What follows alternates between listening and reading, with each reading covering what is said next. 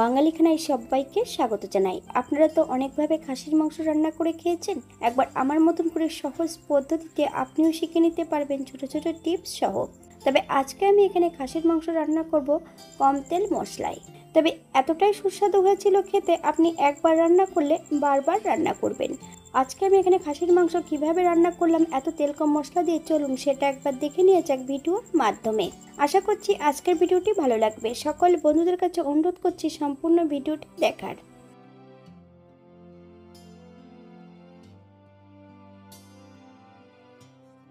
আজকে আমি প্রথমে করে নেব মশলা। এখানে আমি আগের থেকে বেশ কিছুটা আদা পেস্ট করে রেখেছি।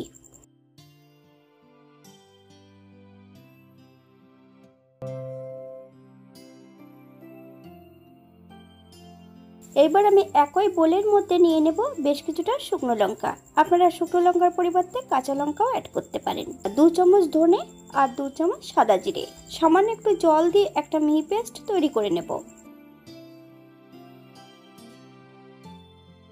আগের থেকে আমি মাংসটা ধুয়ে 1 চামচ লবণ আর 1 চামচ হলুদ গুঁড়ো আর 1 চামচ কাঁচা সর্ষের তেল বেশ ভালো করে মাংসের গায়ে লাগিয়ে রেখেছি।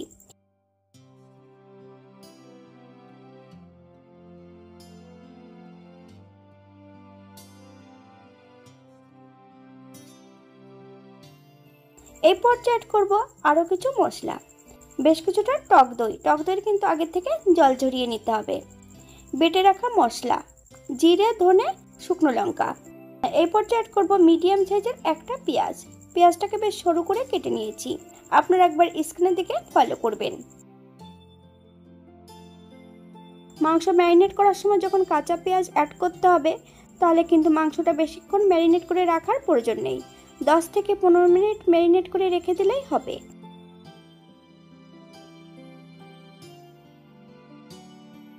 10 মিনিট পর এই পর্যায়ে আমি একটা কড়াইতে বেশ কিছুটা সরষের তেল অ্যাড করব।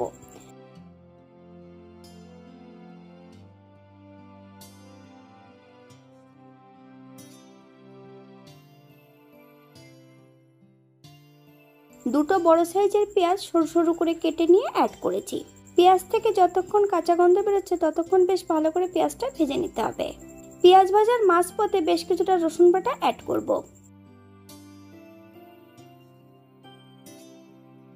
তবে এখানে মিডিয়াম সাইজের দুটো রসুন আমি এখানে 80% বেটে নিয়েছি। সম্পূর্ণ রসুন বাটাটা অ্যাড করতে হবে। পেঁয়াজ ও রসুন থেকে যতক্ষণ কাঁচা গন্ধ বেরোবে ততক্ষণ বেশ ভালো করে ভেজে নেব। বাঙালি রান্না ঘরোয়া উপকরণ দিয়ে আপনাদের যদি রান্নাগুলো পছন্দ হয় তাহলে চ্যানেলটি সাবস্ক্রাইব করে দিয়ে পাশে থাকবেন। পাশে থাকা বেলটি বাজিয়ে দেবেন, নইলে নিত্য নতুন রান্নার নোটিফিকেশন পাবেন না।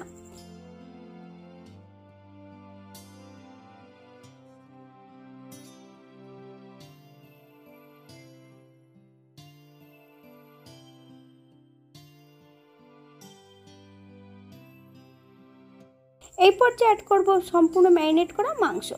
একদম লো ফ্লেমে 5 থেকে 7 মিনিটের মতন প্রথমে রান্না করে নিতে হবে। আপনারা একবার স্ক্রিনের দিকে ফলো করবেন।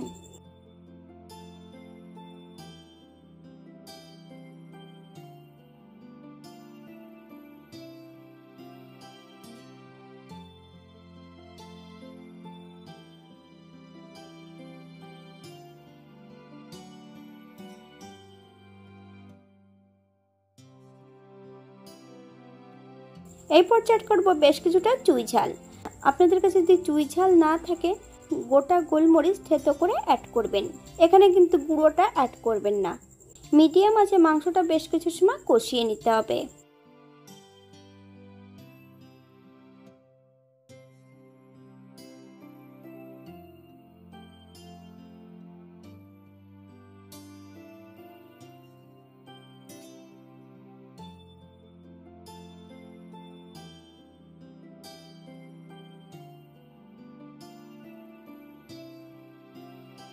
আমি এখানে কিন্তু কাশ্মীরি লঙ্কার গুঁড়োটা অ্যাড করব না। আপনারা যদি পছন্দ করেন তাহলে অ্যাড করতে পারেন। মাংস ম্যারিনেট করার সময় কিন্তু আমি আগের থেকে লবণটা অ্যাড করে রেখেছিলাম। আপনারা স্বাদ অনুসারে কিন্তু লবণটা অ্যাড করবেন।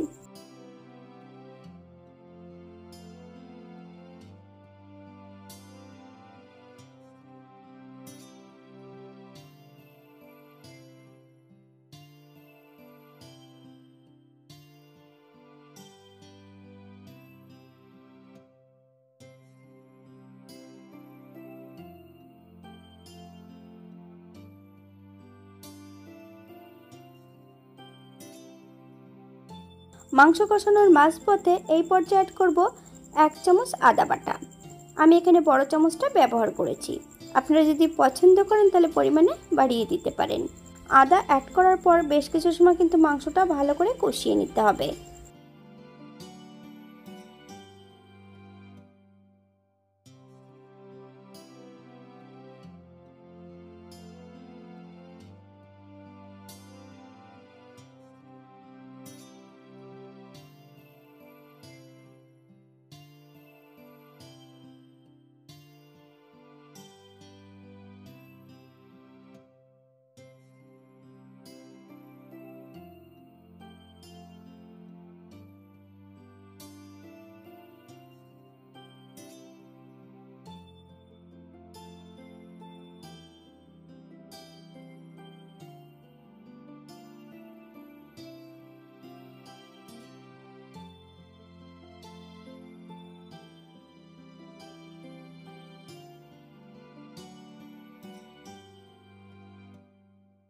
মাংস কষানোর শেষ পর্যায়ে এই পর্যায়ে অ্যাড করব বেশ কিছুটা কাঠবাদাম বাটা।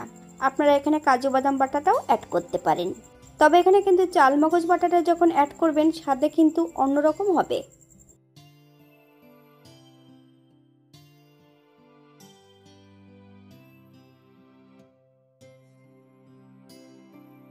মিডিয়াম আঁচে 5 থেকে 7 মিনিটের মতন বেশ মাংসটা ভালো করে কষিয়ে নিতে হবে।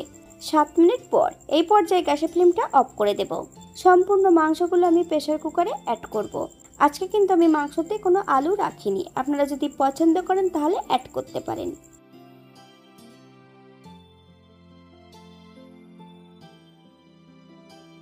আগের থেকে আমি প্রেসার কুকারে 1 কাপ ঈষদুষ্ণ গরম জল অ্যাড করে রেখেছি। জলটা গরম হওয়া পর্যন্ত অপেক্ষা করতে হবে। সম্পূর্ণ মাংসগুলো প্রেসার কুকারে অ্যাড করব। এখানে কিন্তু আমি 3টে গোটা রসুন অ্যাড করেছি, আপনারা যদি পছন্দ করেন তাহলে পরিমাণে বাড়িয়ে দিতে পারেন। প্রেসার কুকারে 4টে হুইসেল দিয়ে নেব। 10 মিনিটের জন্য প্রেসার কুকারটাকে স্ট্যান্ডিং টাইম দিতে হবে।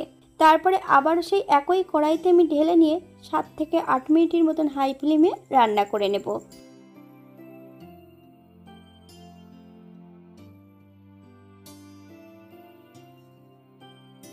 এই পর্যায়ে যদি চিনি পছন্দ করেন তাহলে অ্যাড করতে পারেন।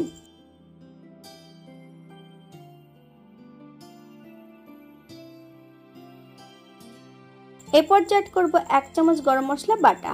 আপনারা এখানে গুঁড়োটাও অ্যাড করতে পারেন। বেশ হালকা হাতে নেড়েচেড়ে মিশিয়ে দিতে হবে।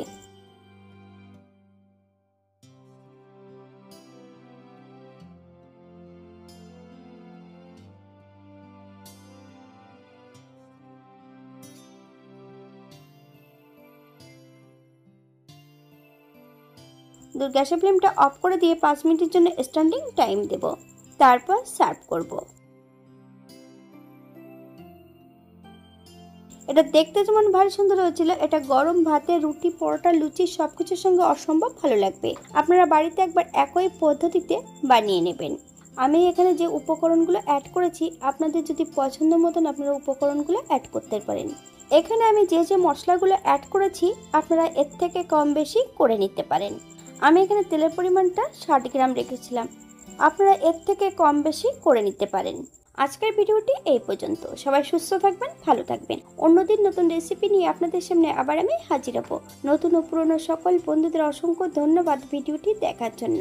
হাতে যদি সময় থাকে তাহলে একটা লাইক, কমেন্ট, শেয়ার করবেন।